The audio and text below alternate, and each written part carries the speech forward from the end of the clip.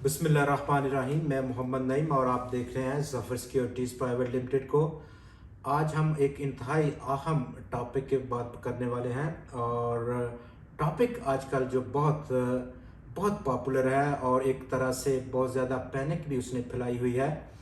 आप देख रहे हैं हमारे पॉलिटिशियंस और मीडिया में, चाहे वो इलेक्ट्रॉनिक मीडिया हो, न्यूज़पेपर हो या सोशल मीडिया हो, वहाँ पर ये बात बहुत ज़िक्र के साथ पेश की जा रही है कि पाकिस्तान खुदा न खास्ता डिफ़ॉल्ट की जानिब बढ़ रहा है और उसकी जो बुनियादी वजूहात हैं, जिस तरह के आप देख रहे हैं, कंपैरिजन लिया जा रहा है कि श्रीलंका की जो सिचुएशन रही, डिफ़ॉल्ट कर गया और उसके बाद हमारा रुपया डॉलर के मुकाबले में रुक ही नहीं रहा। 240 की सतह पर आज इस वक्त ट्रेड हो रहा है।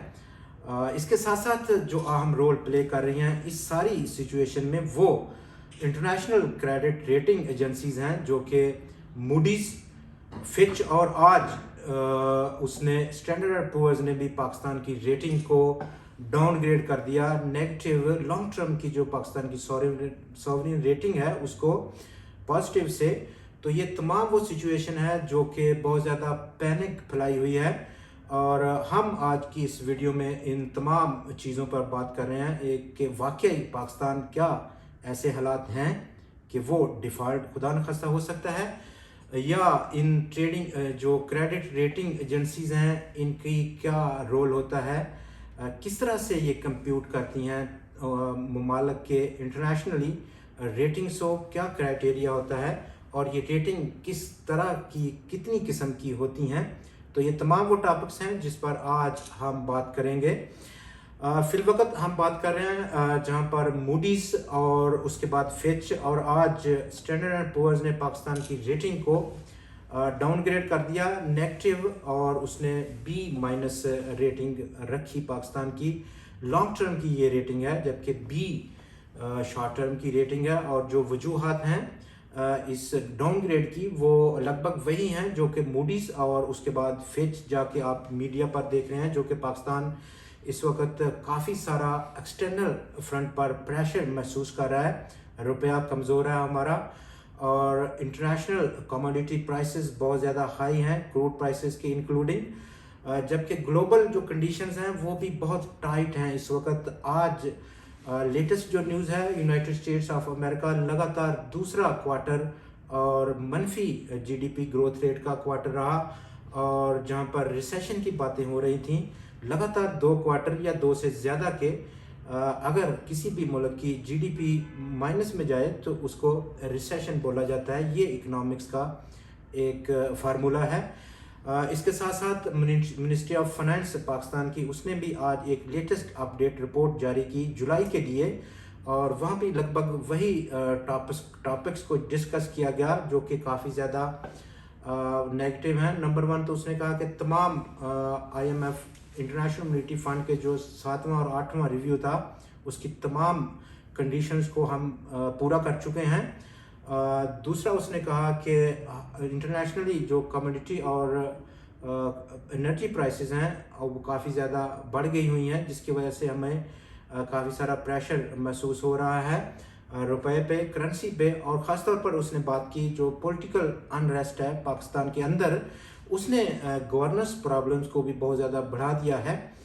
फ़िलहाल उसकी जो इस आउटलुक में उसने मज़ीद कहा कि हमारी जो इन्वेस्टमेंट है वो भी काफ़ी हर्ट हो रही है लोकली, जो ये तमाम सिचुएशन को मज़ीद ख़राब कर रही है।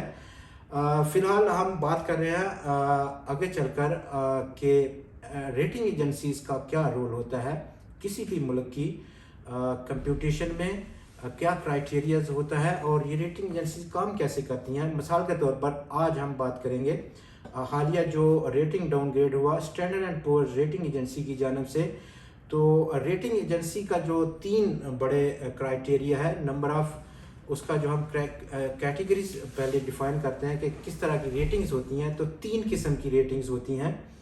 आउटलुक उसकी हम कह सकते हैं उसको, या तो वो नेगेटिव होती है या किसी मुल्क की उसकी स्टेबल आउटलुक होती है या पॉजिटिव आउटलुक को कंसिडर किया जाता है। तो ये वो तमाम एक्शंस हैं जो कि उस रेटिंग एजेंसी की जो क्राइटेरिया यानी कि इवैल्यूएशन है, इवैल्यूएशन अब किस तरह से करती हैं ये रेटिंग एजेंसीज।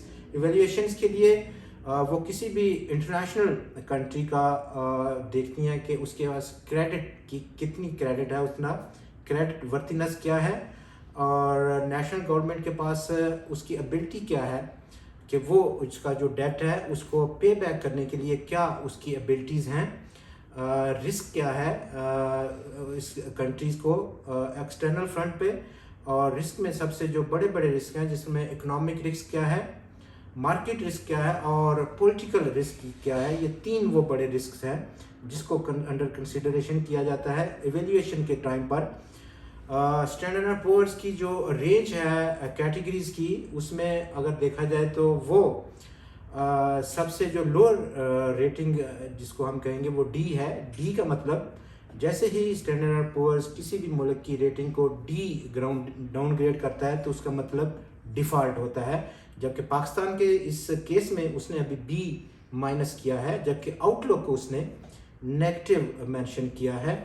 ट्रिपल ए जो रेटिंग है वो सबसे इंतहाई टॉप पर है, और उसका मतलब कि उस मुल्क की जो कैपेसिटी है फाइनेंशियल कमिटमेंट्स की इंटरनेशनली वो बहुत स्ट्रॉन्ग है, और उसका फाइनेंशियल सिस्टम इंटरनली और एक्सटर्नली तमाम किस्म के रिस्क से और शॉक से, इकोनॉमिक शॉक से और प्रेशर से बचने के लिए बिल्कुल पूरी कैपेसिटी रखता है। तो ये तमाम वो इस वक्त सिचुएशन है जो कि दरकार है अपने तमाम हमारे जो व्यूज़ हैं पाकिस्तानीज़ हैं कि वो ये देख लें कि पाकिस्तान इस वक्त बिल्कुल ऐसा कोई ख़तरा नहीं है कि वो अनफॉर्चुनेटली किसी डिफ़ॉल्ट की जानब बढ़ रहा है।